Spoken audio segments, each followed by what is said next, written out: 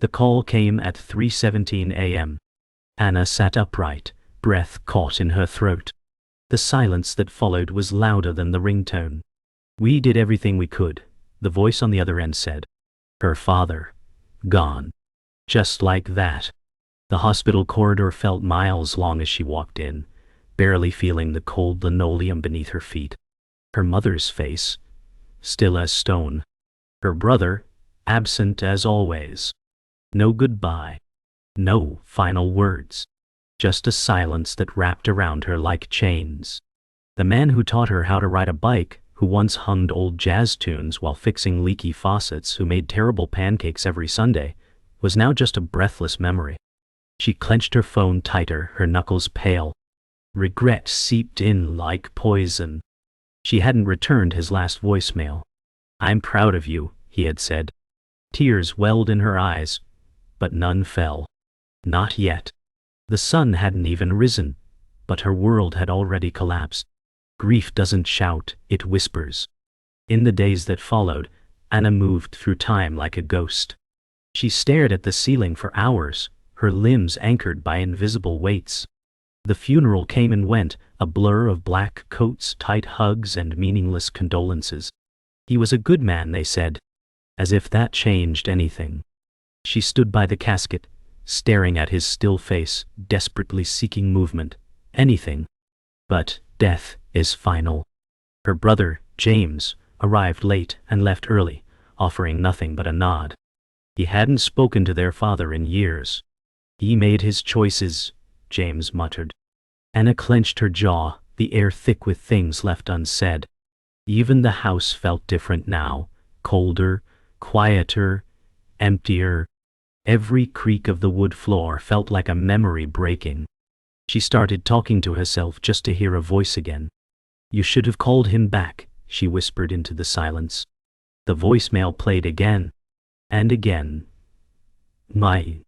Anna sat on the floor of her bedroom, knees to chest, phone pressed against her ear. "I'm proud of you," her father's voice repeated. "Hi." That was it. No context. No elaboration. Just a sentence packed with years of love she never returned. She tried to remember the last time she hugged him. When had she started keeping her distance? After college? After the argument about her career? Or was it gradual, a slow erosion of connection masked by, "I am busy, and maybe next week"? Her heart ached with guilt.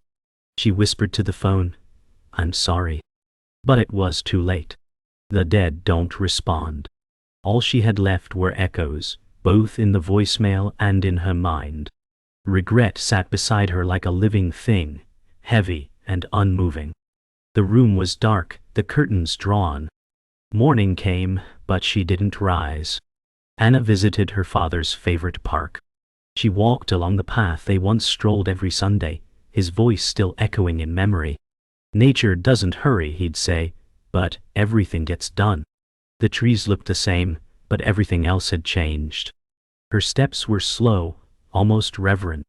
At the bench where he used to sit with his sketchpad, she found it empty, the wood faded, but somehow still warm.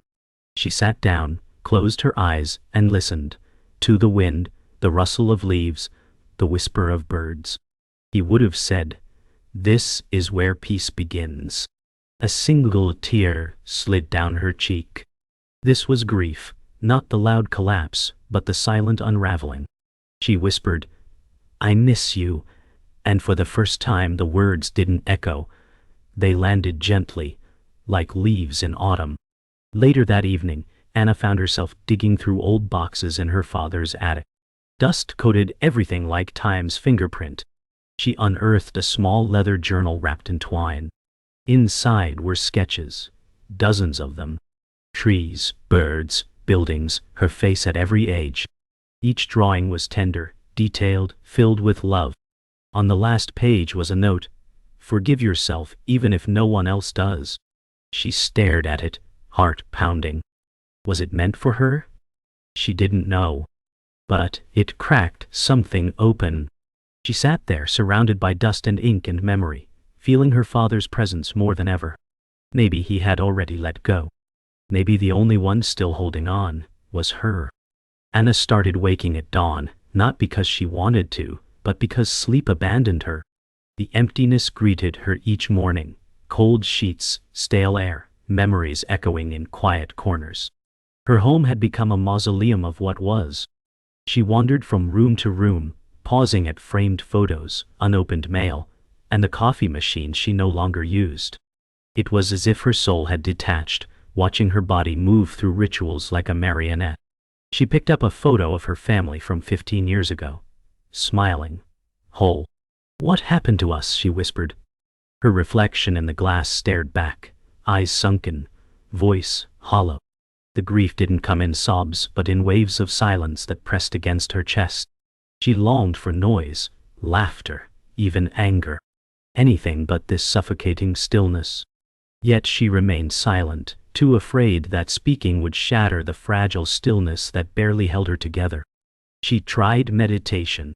A guided video promised inner peace and clarity. Anna sat cross-legged on a cushion, eyes closed, the voice instructing her to breathe in serenity and exhale pain. But all she exhaled was sorrow. Her breath hitched. Her chest felt heavy. Her mind screamed, refusing to quiet. "Observe your thoughts," the guide said. But her thoughts were sharp-edged memories, spiraling grief, unfinished conversations. She opened her eyes to the still room, the candles flickering in still defiance. "This isn't working," she muttered. Her hands trembled. She wasn't ready to let go. Part of her feared that healing meant forgetting, and forgetting him felt like betrayal. So she sat there, not meditating, just surviving. The silence mocked her. She turned off the video. Maybe peace wasn't found in silence. Maybe it lived somewhere louder, messier. Somewhere she hadn't dared look yet. She wandered into her father's workshop, a place she hadn't stepped inside since the funeral. The scent of sawdust and old paint greeted her like a memory. Tools lay in organized chaos, just as he left them. On the wall hung unfinished sketches, shapes barely formed, ideas never realized. She touched the corner of one drawing, her fingers trembling. "You were always building," she whispered, "even when we weren't speaking." A small box sat on the workbench labeled, "For Anna." Inside she found a wooden carving, a tree with open hands as branches. Her breath caught. It was beautiful, imperfect, whole. She clutched it to her chest, heart pounding. "Why didn't you show me this?" she asked the silence. The workshop answered only in echoes. She sat on his old stool, carving in hand, grief rising like tidewater. But something else stirred beneath it. Gratitude, perhaps. Anna found herself at the Zen center near the edge of town. A friend had mentioned it weeks ago. She had scoffed then. But now, something drew her there. The space was simple, wood floors, soft cushions, no clutter. A monk greeted her with a bow, no words. She sat in the back, unsure, distant. A small bell chimed. Everyone closed their eyes. She did too. Silence. But not the mocking silence of her home. This one felt alive. She heard her breath. She heard the monk breathing. She felt her pulse. For a brief moment she wasn't in pain, just present. Then the memories surged back, but softer this time, like waves brushing instead of crashing. The monk's voice finally spoke. "You are not your sorrow. You are the sky that holds the storm." Her eyes welled up, but she did not flee. She stayed and listened. Later, in the temple garden, the monk approached her. He offered tea without a word. They sat under a cherry blossom tree, petals drifting in the breeze. "You carry much," he said finally, voice like rain. "But it is not all yours." She looked at him, unsure what to say. "Grief has weight," he continued, "but some of that weight belongs to expectations, to guilt, to things you cannot change." She clutched the warm teacup, tears slipping down without force. "I didn't say goodbye," she confessed. "Then say it now," he replied. She whispered, "Goodbye, Dad." It trembled out of her, fragile but real. The wind stirred. A blossom landed in her tea. She smiled faintly. Not healed, not whole, but opened. The monk said, "Every blossom that falls makes room for another." Anna exhaled. What? For the first time in days, it didn't hurt to breathe. Anna's peace was fleeting. That night, her dreams dragged her into the past. She stood in her father's study again, years younger, screaming. "You don't understand me," she had shouted, slamming the door behind her. It wasn't just about art school or independence. It was about feeling seen. She woke breathless, her pillow damp with sweat. Regret like a fire flared in her chest. The meditation, the garden, it hadn't erased the truth. She had walked away from him long before he died. Why did he forgive so easily? And why couldn't she? She paced the living room, clutching the carved tree he left her. Her reflection in the window stared back, wild-eyed and full of doubt. "Am I even worthy of peace?" she asked aloud. Silence returned. Not the sacred kind, but the old one. The suffocating void of shame. She dropped to the floor, caught in a storm only she could see. She finally called James. It rang. Then, voicemail. She tried again. On the fourth try, he answered. "What?" he snapped, voice like a closed door. "I just needed to talk," Anna said. A long pause followed. "We said all there was to say at the funeral." "No," she whispered. "We didn't say anything." He exhaled sharply. "Dad broke us. You were too young to see it. I was old enough to remember." Anna swallowed hard. "He was trying. We just didn't let him." James laughed bitterly. "Trying doesn't erase the past." The call ended abruptly. Anna sat staring at her phone, the weight of inherited wounds pressing down. The family had been broken long before death split them further. She realized grief was not just loss. It was history, blood, silence passed from voice to voice. And now it was hers to carry or release. The next morning, she stood at the mirror, studying herself. The woman staring back wasn't who she used to be. The grief had aged her, sharpened her edges. She touched her face as if trying to recognize it. Her eyes drifted to the small tattoo on her collarbone, an inked blossom, one she got without telling anyone. Rebirth? It meant then. Now, it felt like a taunt. She remembered her father's disapproving look when he accidentally saw it, but also his soft smile when she pretended not to notice. "I never told him why I got it," she murmured. In that moment, it wasn't his judgment she missed. It was his curiosity, his quiet attempts to understand her. She blinked back tears. "He did try," she admitted. "So did I. We just kept missing each other." She pressed her palm to the mirror. No more missing. She visited her mother. The house smelled like old books and lavender, unchanged by time. "You look tired," her mother said. "I am." They sat at the kitchen table, tea steeping between them. Silence stretched, then Anna asked, "Did Dad ever talk about me?" "Before?" Her mother blinked slowly. "Always. He worried you'd stop loving him." Anna's throat tightened. "I never stopped." Her mother nodded. "But you stopped showing it." The words stung because they were true. "He wasn't perfect," Anna said. "No one is," her mother replied. "But he never gave up on you, even when you gave up on yourself." Anna looked down at her tea. "I didn't know that." Her mother reached across and took her hand. "Now you do." The warmth of the gesture wasn't comforting. It was cracking. Love had always been there. She just hadn't known how to see it. That night, Anna stood at her father's grave for the first time since the funeral. The cemetery was quiet, moonlight casting silver shadows. She placed the wooden carving gently at the base of the stone. "I blamed you for not being more, but maybe you were just doing your best." Her voice trembled. "I should have told you that I loved you. I thought you knew." The wind stirred the grass like it heard her. "I see you now," she said. "All of you. Not perfect. But mine." She closed her eyes, letting the night wrap around her. The carving seemed to glow under the moonlight, branches reaching upward. "You gave me roots," she whispered. "Now, I have to grow." She stepped back, the weight of silence no longer unbearable.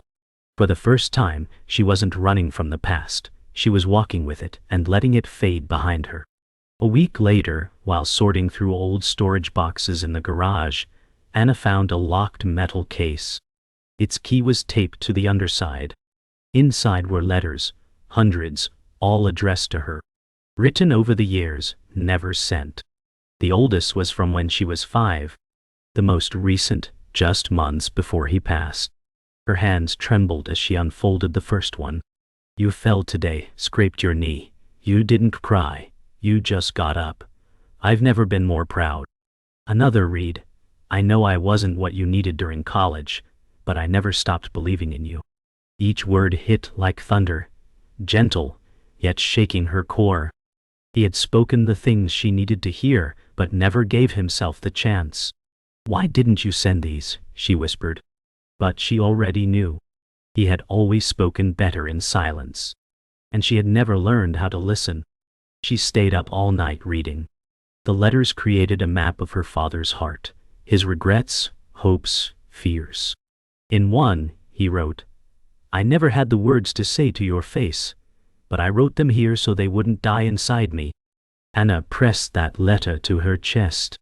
It was then she realized the man she thought never understood her had been watching, recording, cherishing every moment. She had seen distance. He had buried emotion. The walls they'd both built weren't out of cruelty but fear. She had wanted him to see her. But he had, always. Just not in the ways she expected. She whispered into the night, "I'm sorry I didn't see you back." Tears came, real, unrestrained. Not just from grief, but from recognition. The space between them hadn't been empty after all. It had been full, just unread. Later that morning, Anna visited the Zen temple again, letters in her satchel.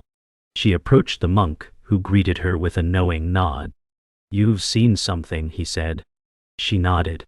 "He wasn't the man I thought he was. He was more." The monk gestured for her to sit. She placed a letter between them. "He wrote these, all these years, but never sent them." The monk read one silently, then said, "Even silent, love leaves footprints." Anna looked out at the garden. "I wasted so much time being angry." The monk responded, "Anger is not wasted. It is the fire that clears space for truth." She blinked. "So what now?" He smiled gently.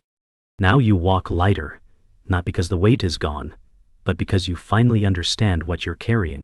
Anna bowed her head. The weight hadn't disappeared, but it no longer crushed her. That afternoon, Anna sat in her childhood room for the first time in years. The posters, books, and colors of her youth remained, untouched like a time capsule. She opened a drawer and found an old sketchbook, her own. Flipping through it, she stopped at a drawing of her father, made when she was 10. The lines were clumsy, but the emotion was clear. She had loved him then. Purely. Fully. Before pride, before rebellion. A tear splashed onto the page. "I forgot this version of me existed," she whispered. The drawing was smiling. So was he.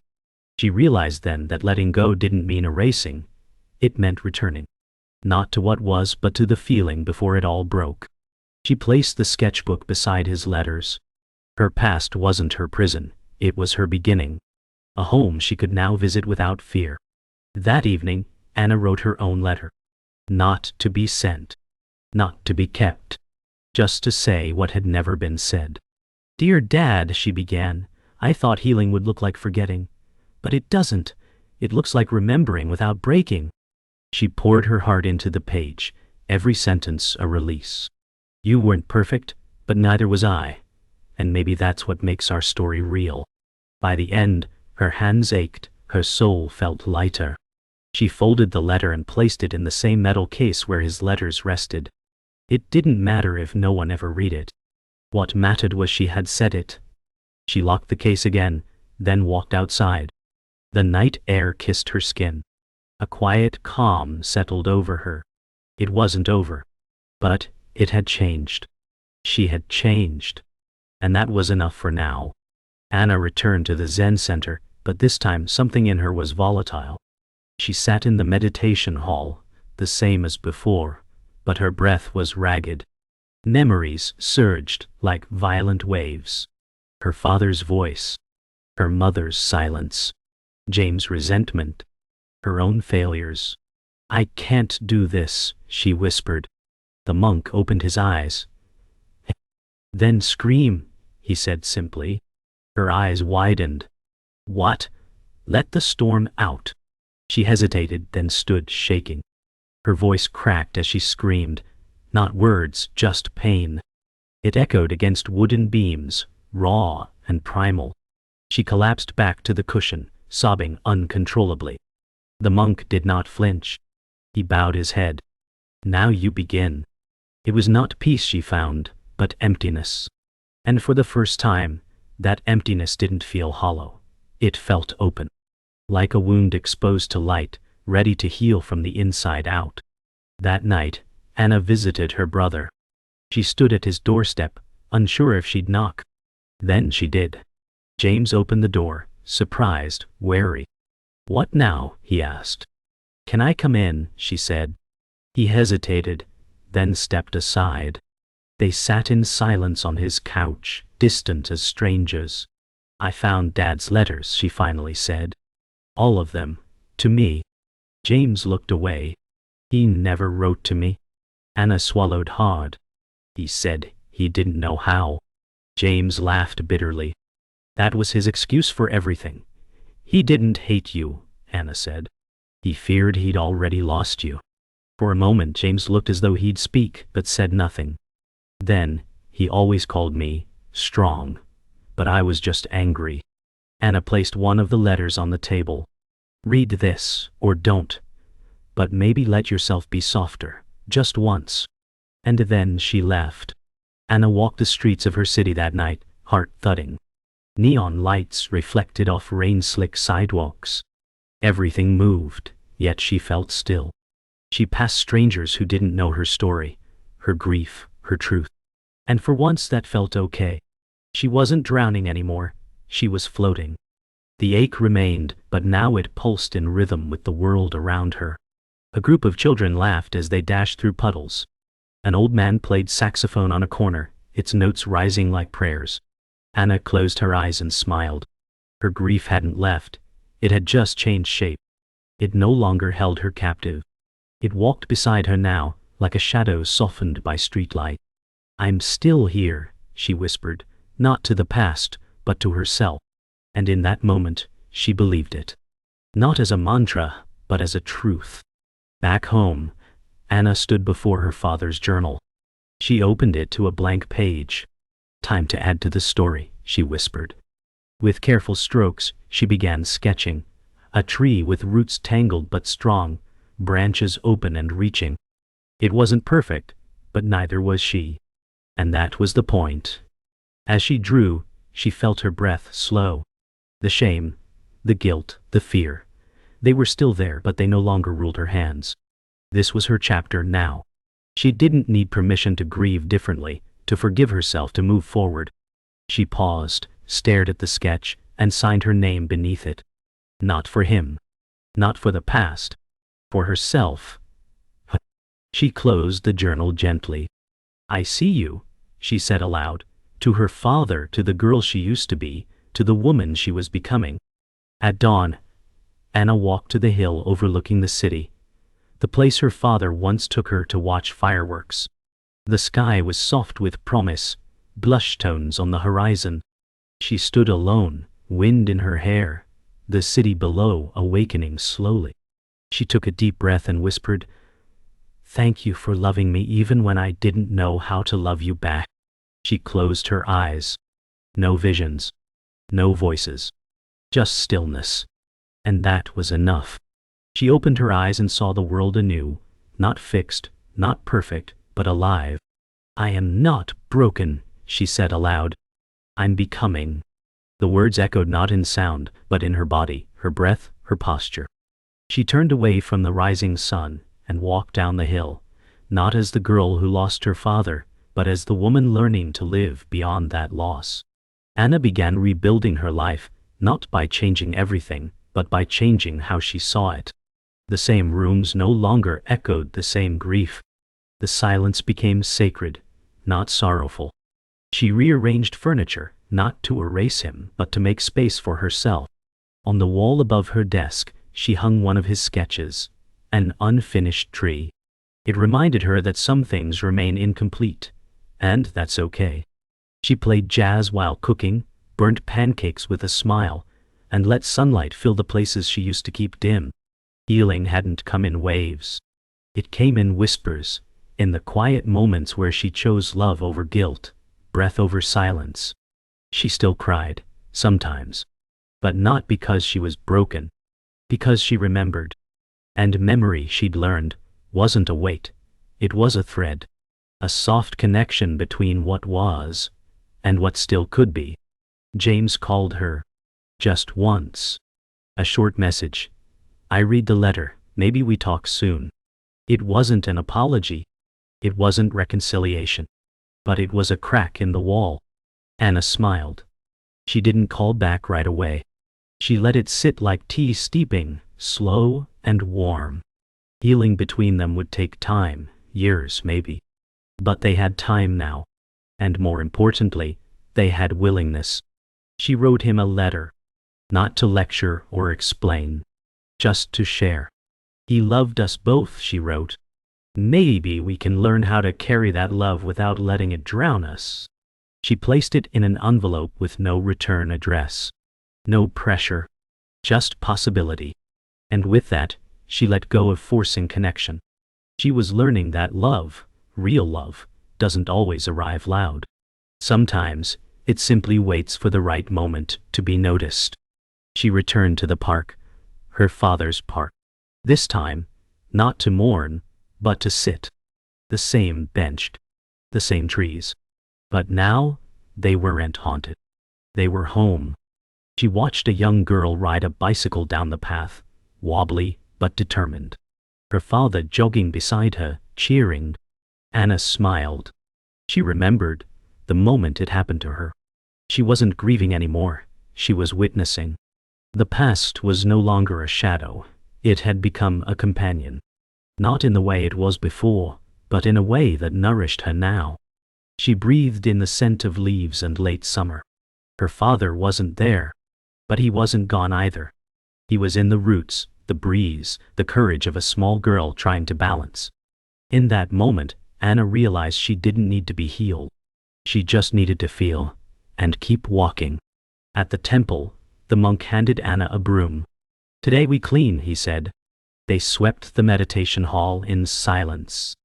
Dust rose, light filtered in beams through open windows, and every stroke of the broom became its own meditation. I thought Zen would give me answers, she said softly. It doesn't, the monk replied. It gives you space for your own. She paused, resting on the broom. And what if I fill that space with more pain? The monk looked at her gently. Then sweep again, and again, until pain becomes presence. She smiled, eyes wet. Thank you. He bowed. You don't need to thank me, just keep sweeping. The task was simple. The meaning, vast. In cleaning the room, she cleaned herself, not to erase anything, but to make space for something new. Something unknown. Something hers. That night, Anna stood barefoot on her balcony, a cup of tea warming her hands. The city lights flickered below. She listened, not for a voice, not for a sign, but for herself. And she heard it. The still steady rhythm of a life continuing. She thought of her father's journal, the letters, the carving, the moments they shared and the ones they missed. All of it mattered. All of it shaped her. She wasn't free of the past. She was full of it, in the best way. It no longer hurt to remember. It honored her to remember. Good night, Dad, she whispered. Not as goodbye, but as a ritual. A return. The tea warmed her chest. The wind brushed her skin. And the night, vast, open, honest, held her like a prayer. Not finished, but found. Not whole, but enough. Anna woke before the sun. The world was still. For once, there was no weight in her chest, no ache behind her eyes. Just stillness, pure and quiet. She rose, barefoot, walked to her mirror, and looked, not for flaws, not for the past, but for herself. She saw someone different now. Not someone healed, but someone aware. She touched her chest where her tattoo lay beneath her skin and whispered, "You're still becoming." There was peace in not needing to arrive, in not needing to fix everything. She smiled, not because it all made sense, but because it no longer had to. The sun rose outside, golden light bleeding into her room like forgiveness. For the first time in months, she didn't brace against the day. She opened her arms to it. "I'm here," she said softly. Not to the world, to herself. And it was enough. She visited the cemetery once more, but not to cry. She sat cross-legged beside the grave, sipping coffee from a thermos.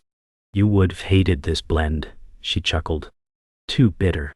She told him about the letter she sent James. About the monk and the sweeping. About the tree sketch now hanging above her desk. "You still show up in everything," she said. Then she went quiet. Not sad. Just still. Letting the wind carry whatever needed to be carried. She placed a small stone on the headstone, a gesture from a faith she didn't practice, but respected. "Thank you for being part of my becoming," she whispered. The breeze moved through her hair, gentle and affirming. She didn't need signs. The knowing lived inside her now. She stood up slowly, touched the stone once more, and walked away, not out of grief, but with gratitude. The art show was small, local, and imperfect, just like her. Anna stood by her piece, the tree with open hands carved and painted in her own evolving style. People stopped. Some paused. Some smiled. One young girl stared for a long time. "It looks like it's hugging the sky," she said. Anna laughed, not correcting her. Because it did. Every knot in the wood, every curve told a story, not of loss, but of legacy. She wasn't trying to be seen anymore. She was sharing. A woman approached her. "Is this yours?" Anna nodded. "It feels honest," the woman said. Anna replied, "It is." She didn't explain further. She didn't need to. Her work spoke. And more importantly, she listened. This was how healing looked, not silent, not loud, but expressed. Not as art for approval, but as truth made visible. That evening she walked by the river. The sky was bruised with twilight. Reflections rippled in water that never stopped moving.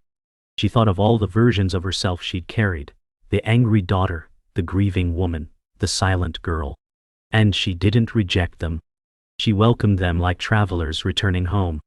The past had not disappeared, it had transformed. She whispered their names into the breeze, honoring each one. "You're part of me," she said.